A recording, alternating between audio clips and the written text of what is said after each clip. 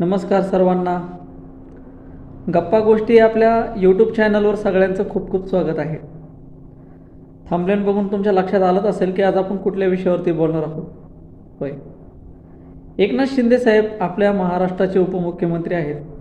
साहजिकच त्यांना कुठल्याही प्रश्नाचं उत्तर त्यांना द्यायला अपेक्षित आहे. भले ते एखाद्या सामान्य व्यक्तीनं विचारो किंवा एखाद्या पत्रकाराने विचारो, त्या व्यक्तीला त्यांनी ढकलणं, ओरडून बोलणं हे कितपत योग्य आहे? चुकीचं आहे ना.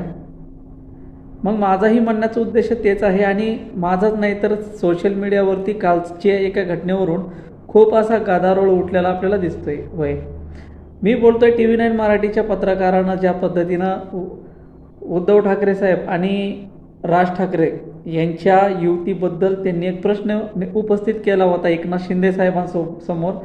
तर हा प्रश्न ऐकता क्षणी एकनाथ शिंदे साहेबांनी त्या पत्रकाराला धक्का देऊन बाजूला केलं. साहेब, हे कितपत योग्य आहे? म्हणजे लोकशाहीच्या चौथ्या स्तंभाला तुम्ही असं धक्काबुक्की करणार आहात?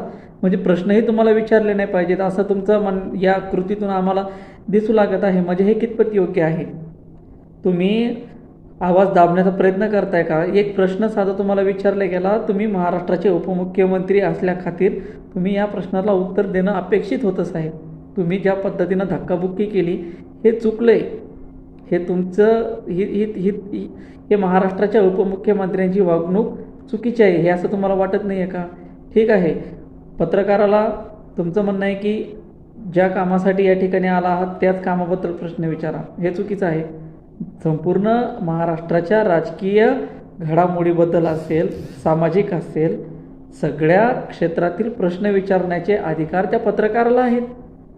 त्याचे उत्तरं द्यायचे किंवा नाही द्यायचे, तुम्ही शांततेनं तुम्ही त्या गोष्टींना टाळू पण शकत होते ना. त्या पत्रकाराला धक्का देण्याचा काही अधिकार एक नाही आहे तुम्हाला. खरंच वाईट वाटतं त्या पत्रकाराबद्दल की ज्याला या पद्धतीनं वागणूक भेटली आणि कोणी देखील आवाज उठवलेला नाही.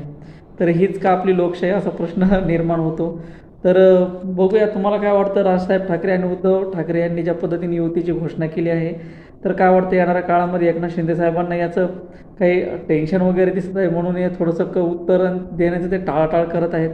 जे काय असेल ते आपण बघू नंतर. आपल्या चॅनलवर आला आहात, सबस्क्राईबचं बटन दाबून जायचं, शेअर करायचं आणि कॉन्टॅक्टमध्ये राहायचं.